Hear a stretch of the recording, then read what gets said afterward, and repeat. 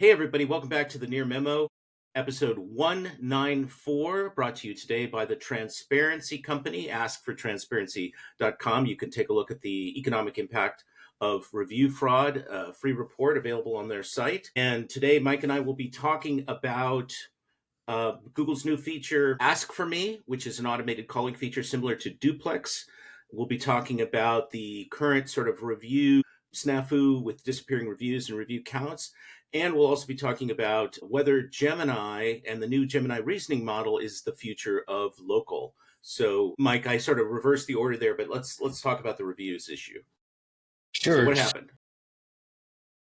Starting late last week, businesses piled into the Google Business Profile Forum complaining about loss of reviews. This followed on a month of steady but low-level reports of reviews being taken down. But it turned out the massive influx was due to Google undercounting reviews, but not really removing them.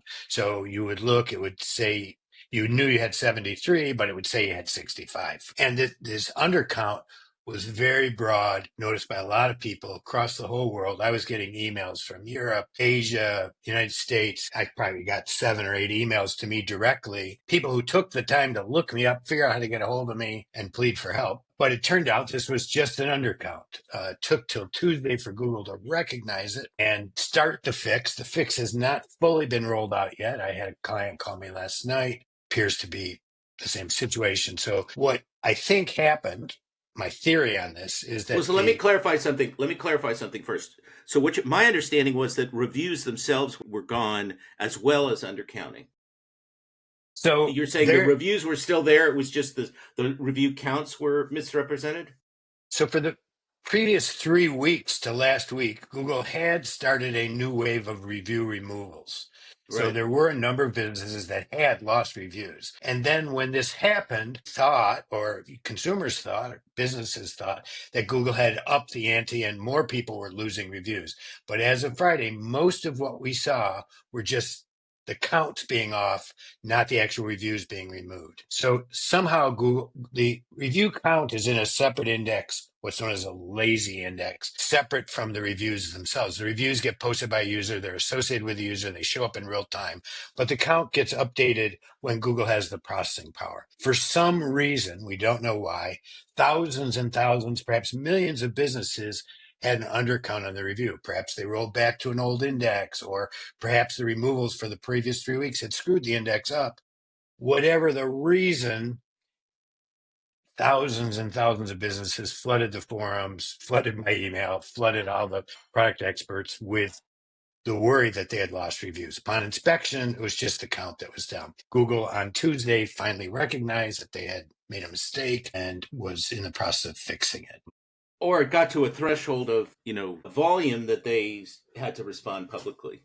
Yes. I mean, this is the kind of problem that happens all the time at a very small level, and it just typically gets fixed when the index gets re-indexed when they have enough computing power. But this problem was so obvious and it was everywhere that they had to respond publicly. I think you're right that it would have healed itself over time, but it was so big that they had to respond. Well, I think a lot of SEOs are very sensitive to these kinds of things, and there's a lot of blowback when they happen, and that amplifies, I think, the perception of the problem. And businesses are have grown sensitive to their review count and track it very carefully. Now, one point I would make, though, is that if you truly do lose your reviews and you are not cataloging them, if you don't have a record of who the reviewer was and who the review is, what the review says, Google can't find them. This event of people thinking they lost reviews should motivate every business to start backing up their review content, either through a system like GatherUp, which I co-founded, or manually copying review content, putting it into a file off Google. What are the specific pieces of information beyond the text of the review stars? You need 2 things: the username is the critical piece, and then the review content is secondary. Not So not some primarily, ID, not an ID of any kind. not an ID. No, the review gets associated with the username, and if you can give Google the username and the review content, the chance of getting it back if it's due to a bug is much higher. Every business should be, and I, in fact, told that to GMB API, told that to Michael Luthier, or whatever, Michael Luthier, and he actually built it into his product. So some products are starting to track which reviews are being lost so that they're easier to recover. GatherUp has an ability to download your current review corpus in a spreadsheet, which works just as well. I'm sure that's also true of some of the other review management Yeah, I'm sure it platforms. is. Yep. So what's interesting here is that, as we've said many, many times from our user research, and we talked about, I think, in the recent past, what people tend to look at, the majority is review counts and star ratings rather than review text. So this would have had potentially a material impact on some of these businesses, depending on how much volume they lost. So a minority of the audience will read review text to varying degrees, and most people just look at the number of the star ratings, and then the number of reviews. So this business has 4.2 and 1,000 reviews, and that Right. gives them confidence. So that's a significant thing in this case. Yes. And in some situations, if a business was right on the edge of a 4.9, they might have dropped to a 4.8. And Right. so they notice it even more in those situations. But so All right. So let's talk about Ask for Me. I'll give a little context, and then you can sort of show what you've discovered. So Ask for Me is a successor to what Google was calling Duplex, which wasn't really a product name. It was a kind of a quasi technology associated with the Google Assistant a couple of years ago. It may have been actually 2018, many years ago now. Google at Google I/O introduced this very impressive new capacity for the Google Assistant to make automated calls, an automated voice contacting businesses to do various things, typically to schedule like a restaurant reservation. And there was an announcement that this was Google, and then there would be some interaction with the person on the receiving end, and you, the end user, would you know magically get a reservation as a result of this, kind of saving you theoretically some energy and effort. and in fact, they Yes. implemented that system with restaurants, and it's still in use. Somebody reached out to me the other day, Don Campbell, who had just gotten a restaurant reservation that way. And in that context, where the restaurant phone number is busy and the user is busy, and there's a win-win at the outcome where the business wins because they get a reservation, the customer wins because they get notified of a reservation without a lot of work. It's a very effective use of the technology. Except when people don't answer the phone. Well, one presumes in the reservation scenario, Google makes multiple calls back. But Yeah, in this scenario, is application is different well, so in so that. just quickly, Google sort of rolled out Google Duplex for a couple of use cases. Restaurant reservations was one, and then they were also confirming certain business details, factual information with local businesses, which is the arguably best use of that technology, but didn't go didn't go broader than that. I mean, you're saying it's still in existence, but they never really fully rolled it out. And so now what you've got is a kind of successor that presumably has more AI under the hood, that is operating in two verticals: auto repair, or auto shops, as they say, and nail salons, with the intention that it's going to go wider. And Mike, you just got access to it. I don't yet have access to it. Tell us what you've seen. So just to a slight correction, I mean, Duplex is still used to verify data in Google business profiles, calls all the time, and you can often see that a business was last checked a week ago, whatever, and it's still being used for that. And But not on the the consumer side, is what I meant. not on the consumer side. The restaurant scenario is being used if the restaurant doesn't have some other reservation system in place, and or they haven't opted out of the Google Assistant feature. But this is a different function. What they do is once you log in, and you say, for example, in my case, I wanted an oil change, So what was mobile the query? browser only. What was the query? Query was oil change near me, or was the query. it made the query for me when I signed up, but it now shows up. If I look for oil change near me, I will see this ask for me feature at the bottom. When you click it, it immediately takes you to a very long list, I think of 20 potential auto service choices. Actually does behind the scenes does a search based on the particular service you requested, double checks it to make sure that they actually do it. So you select it, and then it asks you what type of vehicle I had. And so to some extent, this is a data collection process by Google where they're learning more about me. They now know that I've got an older Honda CRV with 110,000 miles. So I imagine I'll start seeing targeted Ads. ads for Yeah, a yeah, exactly. I fear so. They don't realize that I'm the kind of Do guy you that have, hangs onto these things for 250,000 miles, but that's okay. yeah, Honda with 110,000 miles, question mark, get it serviced. Here's a deal. I mean, That's right. And then I tell it when I need the service, soonest availability, weekdays only, weekends only. I tell it whether I want to do SMS or email. When I told it SMS, it asked which of the numbers that it already knew about for me was the right number, but it ended up sending me an email. As soon as it took me about a minute to go through this first process, minute and a half, because I wasn't sure what the SMS question was. But within I started, I think, I got approved at 151. By 154, I got this email that said it was checking prices. And then at 211, which is 15 minutes later, I got another email that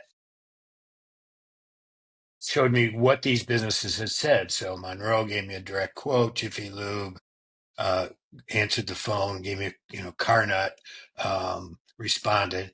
But of these, then a number of them couldn't be reached. So it called 8 total, 3 answered the phone, and it gave me what it knew. Now, when I did a similar did search for you tire got two, replacement, you got two three, substantive response, three substantive responses. three, Okay. three So substance responses. everybody answered the phone, gave, you got some information back on. Right. This was position 2, 3, and 7 out of a 9 pack.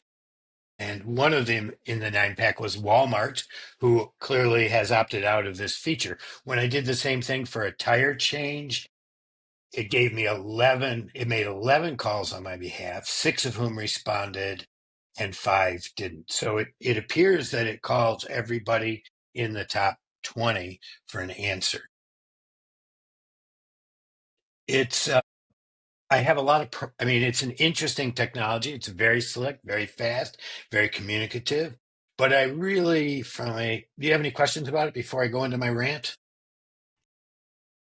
Well, so I'll make a couple of quick comments. This is clearly an RFP function. I mean, the idea that they're soliciting data from end users and compiling that data for who knows what purposes exactly, targeting or database or trend data or whatever, is interesting.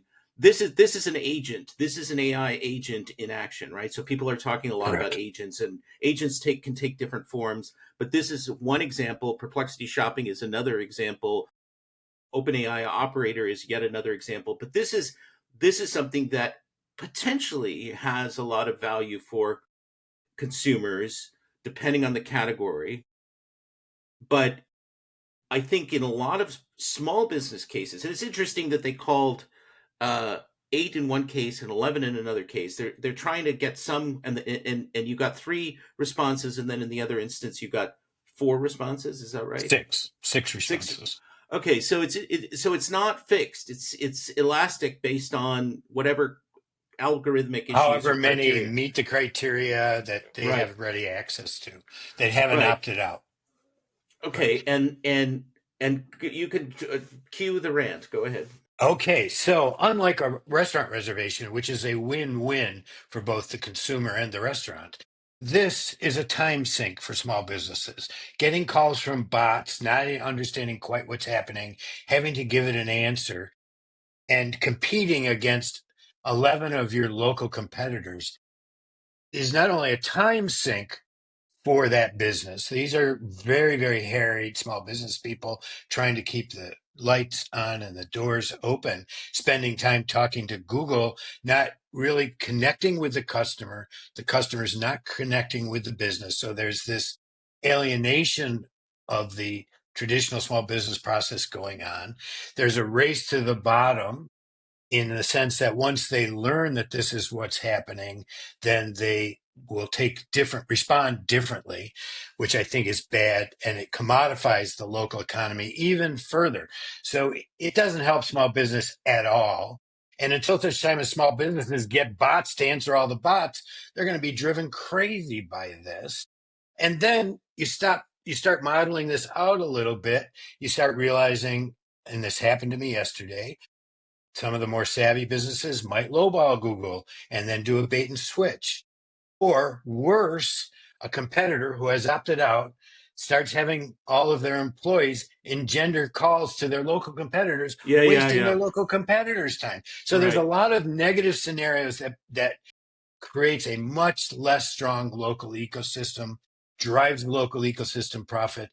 Now, I suppose some neoclassical economist would love that it's market efficiency, but if it's so It's not efficient that necessary, but it's not. But it's it's not. You're not. pointing That's right. you're pointing out that it's That's not right. efficient. It is not So, efficient. a comment about the small businesses. Many small businesses. So, this is auto repair and nail salons. Google has said it's going to expand to other categories. In a service business, I mean, these are both sort of service businesses, but in a HVAC or plumbing or painting contractors or roofers, a lot of these folks, especially at the low headcount end, very small businesses, are not going to get that call. They're not going to take that call because they are on the job, they're out in the field or whatever it is. Now, there are a bunch of third party companies, SaaS companies that offer services to these businesses that will provide an AI receptionist, or they already are selling these AI mechanisms. And Aaron Weiche's Lead Furno has some of these capabilities to respond to customer inquiries. So this may, I mean, interestingly, for larger small businesses, this may accelerate adoption of bots or technologies that can respond to this kind of automated inquiry so that they don't have to spend time talking to a machine that they think is not going to result in any actual business. And we've seen a sort of a version. One of the things I've speculated about this product is that eventually it has to be an ad product. I don't see how Google leaves it alone as a pure consumer offering without monetizing it specifically in some way. And so then that creates another set of issues potentially. But anyway, you were going to say the next piece on this. I, I I just see it as destructive of local business ecosystems, not constructive. I don't think it's a good idea to go forward. I would recommend businesses who get the call assess their value, determine whether there's some way to interact with it profitably. But if not, the feature to turn it off is somewhat buried. And I just wanted to give people a heads up on how to do that. If you go to your business profile in Google search and you click on the little three buttons up at the top and you select advanced settings and then scroll down to Google Assistant calls and turn them off, they will stop calling you with these RFPs, these requests for quotes that maybe are driving you crazy. The problem is that requires it's opt out on the part of the business, and and it requires some amount of savvy for the business to turn it off. So it puts the burden of this on the business. The fact that it is opt in on the testing side indicates to me that Google has some doubts about this, that usually when they are gung ho on a product, they'll roll it out to 10% of their market, and then 20%, and then 30% until they get to 50%. And they've done enough tests in the real world, and then they'll roll it out. This is not taking that route. This is opt in through the search or the AI experiment, thus much more Search limited Labs. search Search labs, Labs. much more Yeah. limited participation, which indicates to me that Google has some doubts about it. I have serious doubts about it. I think it should be shit canned before it goes any further. Yeah. Well, I mean, an example of something we've talked about multiple times, which is Google doesn't see the world through the lens of the small business owner. They're this technology is cool, potentially useful. It can do some impressive things. So they're trying to find applications for it. I mean, again, they had this with Duplex, and this is kind of a 2.0 version. I mean, there are use cases for the consumer. I think that could be quite helpful if you had a complicated, high consideration transaction. So it might be helpful for you to sort of start with some price estimates, something like a tire replacement, or that is sort of a semi commodity, and you can In a get that. one-to-one relationship, though, I do not want to be, as a small business person, Yeah. competing with 15 other RFPs for a $200 tire job. It makes no sense, Well, right? this is something that Yelp does already. When you go through their process, their RFP process, they go wide with it unless you uncheck that box, and they send the inquiry out to a lot of businesses, and then it's sort of a race to get back to you, and the ones that respond most quickly typically are the ones that get the business. And so Yelp Yeah, I is mean, already there's two doing types of a business version of where that this. make right. There's two kinds of business where that makes sense. One is the emergency plumbing business or whatever, some quick repair. The other is the more extensive renovation, which requires you to A lot of then parse research. through a lot of research, 3 or 4 offers, whatever. Yeah, I just find that it's a degradation of the social fabric that business provides society. I Well, don't and like it. and on that point, in a certain way, this reinforces a piece of advice that we and others have been giving now for a while, which is you need to build your brand. You need to build demand directly, awareness, and directly for the business itself to escape this commodification process that's going on. So if people know your brand, or if it's recommended, hey, I have this repair I need done, who should I go to? And you are the top of mind, or you are the recommended business, that's a way to circumvent this whole race to the bottom phenomenon, and just is another reinforcement of that proposition. Build that brand, reviews, offline mechanisms, PR, etc., etc. And I would add email to that mix because email is a direct relationship with your Yep. client that circumvents this whole thing. Yep. So this is an example of an AI agent, as we just discussed. And now let's move into Gemini. And you've been playing with the new reasoning model for Gemini. I forget what they've got, like 16 different flavors of Gemini. And so Yes. So I this have is no idea what it's called these days. this is on the iPhone Gemini app only. And when you select Gemini from the top of the screen, you're This is offered four, Flash thinking experimental. right, free. And you're offered 4 Flash models: regular everyday help, Flash thinking experimental, Flash thinking experimental with apps reasoning across maps and Oh, I search see. and It's the YouTube. third one, not the second one. Yeah. So I chose the third one.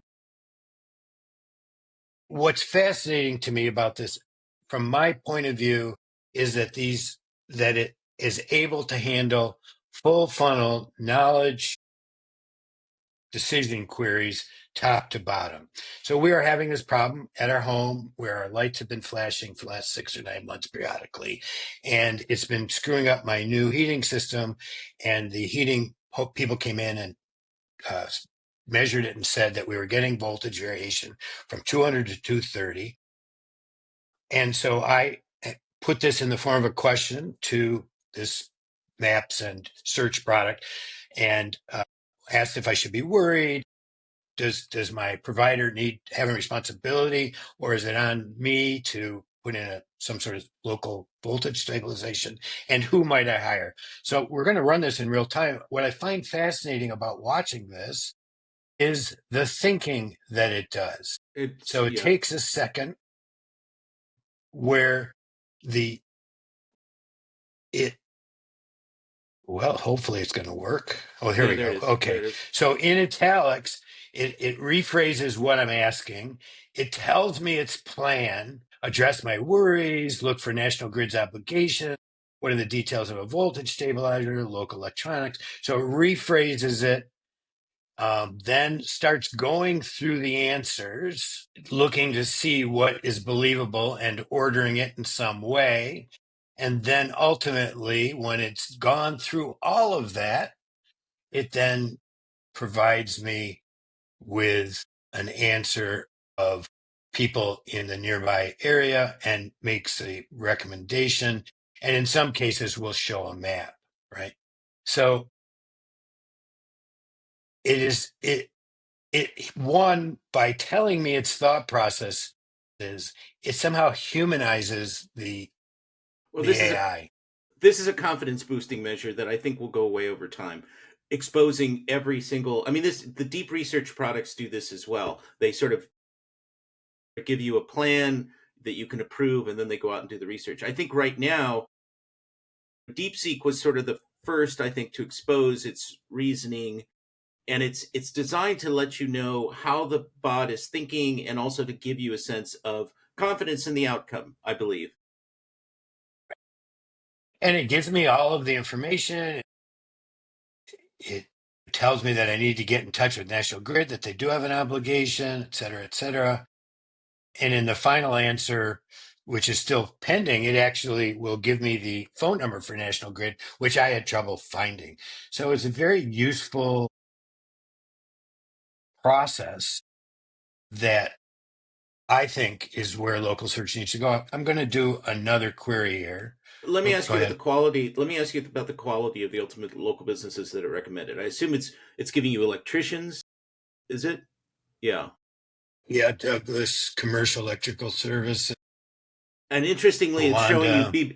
it's defaulting to BBB profiles. Interestingly, which is a directory, obviously a directory that has implications for your visibility in these results. Right. And then when the final response comes, I don't know why it's going so slowly today. I'm not on my normal computer. It typically will provide me with map results as well as phone numbers so that I can just do all the things it said I should be doing. So that would be a distinct group of businesses from the one that's presented above the Uh, BBB Not listings. necessarily, no, probably not. It might just be their map information. Just their location. Uh-huh. Right. So I'm going to do Yeah. one other query, and this one is, I want to take my wife to an exciting dinner. We both like to explore new tastes and food ideas more than a fancy ambiance, but it should still make for a pleasant evening. We live in Allegheny, New York, but are willing to travel up to 1 3/4 hours to find the right restaurant. We like to eat gluten free, although that is not a hard and fast requirement, but we do need to avoid corn based meals. What would you suggest? Um, and No Mexican food. Well, it actually, the last time I did this, it found a Mexican restaurant that was gluten and corn free. So I don't know. That's So amazing. again, the statement of the problem, it's going to use the Google Maps in this Google search to find restaurants. The plan for that, Right. It's telling you how it's going to go about doing that how it's going to process. go about doing it, what the queries are going to be. It's your very long-winded friend, is what it is. It is my long-winded friend that I can double check to make sure that it isn't, screwing up. Okay, so here's the response. Okay, so cities to investigate. Pittsburgh might be too far. It is. Let's check by checking the distance. Buffalo and Erie are within the time frame. Rochester's slightly over. Pittsburgh's too far. Searches for restaurants in these two cities. This solves one of the big problems in local search, which is the brittleness of it. Like the algorithm has been tuned to a very small distance around the searcher, but many local searches require much broader searches. And so from this long list of possibilities, it then goes into things that it knows are gluten free, for example, um, and It's then giving you a whole bunch of uh, recommendations. There's a lot of whole bunch. But recommendations well, here. it's not done yet. But it investigates some of these based on this initial details. Option one, the Creperie. Option two is Bacchus Wine Bar. Uh, and they give me a summary table of this. Um, they make a recommendation, And there's and the map. then there's the There's the map, map. and Right. with With a five bit a stars. So review snippet. Yeah. a review snippet, right? So So this is ask a question about, can you see the menu for one of these places? Pick a. okay. Let's see. I can have it show me more items. Whoops. So it's showing me more reviews These are all here. test reviews. Yeah. So just ask to see the menu of one of those restaurants. I was thinking I you don't would know ask if for it'll. specific Yeah, restaurants. I know. I wanted to be. I didn't want to ask for Pacific to see if it could keep up with the conversation. Yeah, that's asking you for a specific one. Okay. Just pick one of those. The wine bar. Yeah. It's a better choice than the Great Prix. How can you have a gluten? I guess you can have a gluten free Yeah, Great if Prix it's buckwheat. if it's gluten free flat. Okay, so they are showing you the menu. It's not. It's not. It's a list, right? It's right. Okay, so that's interesting. That's very And then interesting. they give the caveats. And I just see this as if not the primary way local search is executed, I think we are starting to see trends in this direction. Google announced a couple months ago where you could ask it to tell it, ask it to show you fun things to do with kids between the Right. ages of 3 and 10 in Buffalo. Right. This is sort of an expansion on that idea. And I just think when it gets rolled into the product, it will be very powerful. Well, so where this sort of comes to search, I mean, you know, people are using Gemini, not to the same degree as ChatGPT, but Google is clearly not trying to send people to Gemini. I think what Google has now decided is they're bringing more Gemini functionality into search, and they're going to keep Gemini as a B2B thing, and primarily as a through the APIs with third parties or through Workspace. And their new AI mode feature, which is apparently in internal testing, is going to get a lot of this functionality.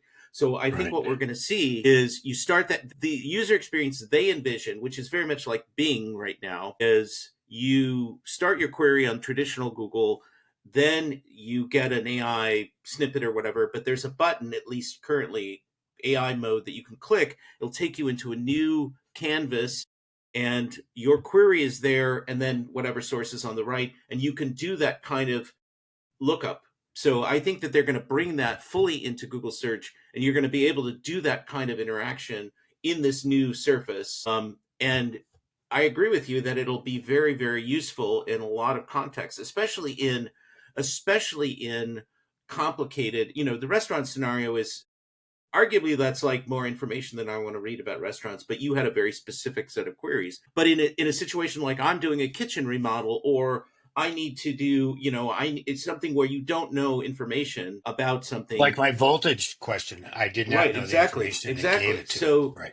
so exactly. So they'll take, and then they've got this whole deep research tool, which is very interesting. And ironically, OpenAI has a similar product that has the exact same name, that can also that they can bring some of that capability to bear on this. I mean, these things are all sort of together on the back end. They all sort of draw upon the same tools and same capabilities. I would suggest that the reason that this Gemini Flash thinking experimental with apps reasoning is on the Apple app only right now, on the iPhone app, is that this is the product that they will ultimately integrate with Siri once they work out the issues here. That not only will it be available in search, but it will be and an Through Android, Siri. but it will be available through Siri. This is just one of the choices that a user is given. Do you want Gemini to answer this, or do you want ChatGPT to answer this? I think that relationship is coming, and I think they're working out the issues in terms of refining the quality of the iPhone response. But I think what you said at the beginning, or maybe before in the green room before we started recording, is that this collapses the funnel. I mean, this has been one of the things that's interesting for me to observe about these AI models, is that you can go from knowing very little to having a lot of information and being very close to a decision in a very short period of time. That is enormously helpful. I mean, I think I related in one of our previous episodes my experience with perplexity shopping around buying a portable battery, for blackouts. And it took me from not knowing brands, not knowing anything about the specs of these batteries, to choosing a particular brand and model within one session. It was not something that I had to, stretch out over time. I mean, there are obviously a lot of scenarios where these tools are going to be enormously helpful, and it will shift a lot of user behavior into this AI mode, or into, or people using OpenAI. And it's, travel planning is an obvious example. And it really has some interesting implications for users and for business owners and potentially advertisers. I mean, Google, for example, is going to throw ads into, they'll put sponsored links into that right panel where they're, where the knowledge panel typically resides, where sources currently are being presented in the experimental version of this. So it's on multiple fronts. I think this is a very interesting development. I think this is what Sundar Pichai is referring to as the whatever he said, the exciting changes, or the big changes that are coming in 2025. We're going to see some integration of this capability into search, and the introduction of AI mode, which is going to cause people to migrate to some degree over to that functionality. And that's sort of a version of what Bing introduced from the beginning, although it was thinner. It wasn't as rich as what this is. Into my soliloquy. Very interesting, a lot of different things to think about. And Mike, you have an article coming out about Ask for Me, which will be out probably before you're viewing this, so you'll be able to go to our site if you're a subscriber and read the article. Please think about subscribing. That supports our work. And thank you to the Transparency Company, askfortransparency.com, for sponsoring today's episode.